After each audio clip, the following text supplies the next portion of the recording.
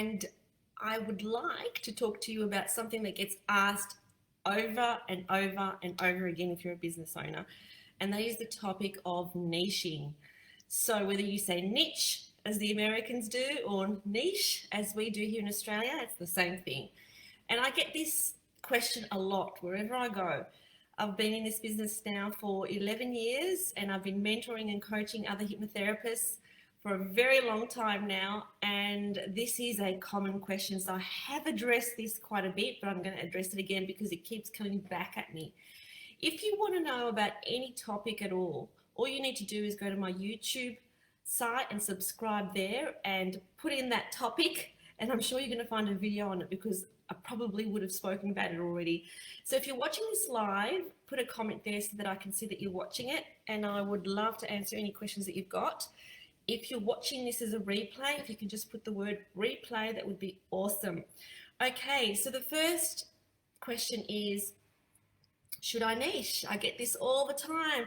But the thing is, I want to see clients with other issues, people always tell me. So the first thing that we need to understand is that when you niche, it does not mean that you're not going to see clients with other issues. And as soon as I say that, hypnotherapists or business owners, they say, oh, thank goodness, because they want to see people with many different issues. Why do we need to niche? The very simple reason as to why you need to niche is that you need to stand out. And people want an expert. They don't want just someone who can do nail biting and anxiety and depression and weight loss and quit smoking and anything phobias and all those things. They don't want that kind of person. They don't want a generalist. They want someone who is a specialist. So if you are watching, please put a comment below to tell me that you are watching and where you're from. Or if you're watching the replay, please put the word replay so that I know. Okay, and any comments would be appreciated as well when it goes up on YouTube. So that's the reason as to why we must niche. We need to stand out. We need to be the expert in our area, because we all know that people want to go to experts. They don't want to go to generalists. They want to go to experts. But the way that this works is that irrespective of how you niche, you will still see clients who have other issues, because people will refer other people to you and other people will just naturally come your way. But in a sea of therapists, how is your particular light going to stand out? Let me give you a very easy example for you to understand. So just say you're looking for a hypnotherapist that will help you with gaming online. Now, if you went into Google and you looked up addictions, there'd be, hundreds, thousands of therapists that are prepared to help you with addictions.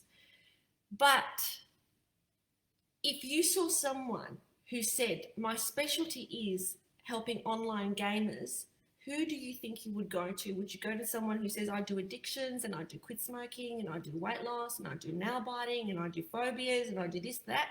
Or are you going to select that person that says, I am the specialist for gaming addictions? I can bet that you would go to the specialist for gaming addictions, and that's how it works. You stand out. So the next question that I get after I convince them that niches are something that you do need to do, is that people say, oh, but I don't know what to do. I don't know what niche to select. So the first thing is, it's okay. Just chill out. It doesn't have to be this serious. Okay, just chill out, because you're not married to your niche. So whatever niche you select, you don't have to keep that niche forever. That's the way that it panned out for me. So you change over time, and so your niche can change along with you. As an example, when I first started in hypnotherapy, almost 11 years ago, my niche was weight loss. I had lost weight, and so I wanted to help people who wanted to lose weight. And it really was targeted towards women who wanted to lose weight. But then I found that people who wanted to lose weight were also likely, the ones that were coming to me anyway, were depressed, were anxious, and so on. And so then my niche became women who wanted to lose weight but had a lot of emotional baggage, such as depression and anxiety to begin with. So if you're watching, please put your name in the comments and where you're from. I'd love to know where you're from.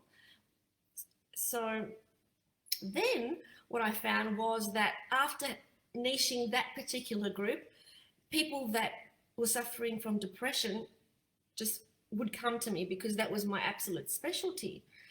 And then it changed to depression for men. So men started to feel very comfortable in my presence. I knew how to talk to them. I knew that with my sort of approach, which was very much scientific, black and white, they appreciated that. So then I helped, that became my niche. And then afterwards, you know, I was absolutely obsessed with helping adolescents who were depressed. And then that became my niche. And then after that, hey, Karen, good to see you, girl, all the way from the UK. Good to see someone out there. Makes a big difference to me.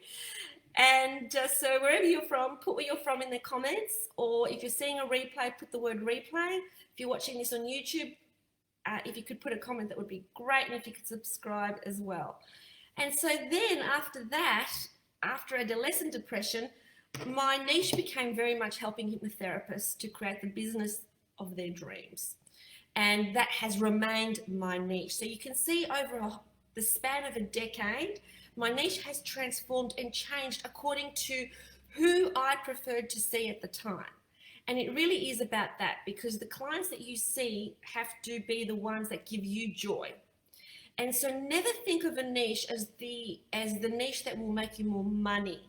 And I know that a lot of hypnotherapists that go down that path, they say, oh, but I want to do this one because there's more clients who would want, you know, that particular area than this particular area. Hey, Linda from Adelaide, good to see you. And so don't select a niche based on the fact that you think that that's going to be the most profitable niche. That is a mistake. So abundance follows joy. I'm going to say that again. Abundance follows joy. So when you feel that you want to see a particular type of client because that is the particular type of client that gives you joy, then abundance will naturally follow. That's the way that it works. As opposed to you choosing a niche that you think is going to make you money because you think that's where the money is, but it doesn't give you joy. It doesn't work like that. It has to be the client that you really enjoy working with. There is going to be a type of a client that you really enjoy working with. So think about this. For those of you who are already hypnotherapists, think about what kind of client gives you the most joy. What kind of client do you look forward to seeing? What kind of client would you love your book to be filled with? And some of you might say, oh, all types, all different issues. Your favorite type of client, choose that client. That's your niche. Okay, because you love helping that type of client with that type of issue. That's your niche. So usually, but not always, our niche is who we used to be, who our past selves are. So for instance, you know, over 20 years ago, my journey started as someone who was depressed, anxious, overweight. Surprise, surprise, the people that I ended up helping were depressed, anxious and overweight. And now who I help are hypnotherapists who want a successful business, which is exactly who I used to be. Okay, so your niche is something that you do need to do in order to be successful. You absolutely must have a niche. You have to have a niche so people can separate you from everybody else out there, especially in the current times where it doesn't matter where you're located because so many sessions are done online. It doesn't matter whether you're in the USA, United Kingdom, Australia, New Zealand. We can help anyone, anywhere. So location is no longer a factor for most people. So how do you differentiate yourself from what you are an expert at? And the more you see that type of person, the more you are an expert in that area. And so it has to be a client that you actually love serving, love helping, love seeing their success story even before they know it.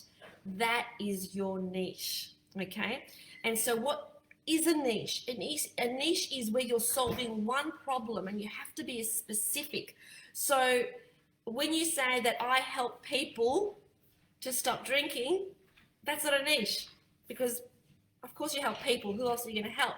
So that's not a niche. A niche is what gender, what age group, what occupation, what do they enjoy doing in their spare time?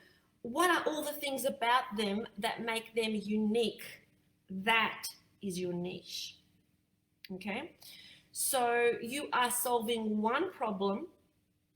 You are thinking about one person every time you write a copy, every time you write a post, every time you send a newsletter, every time you do a live.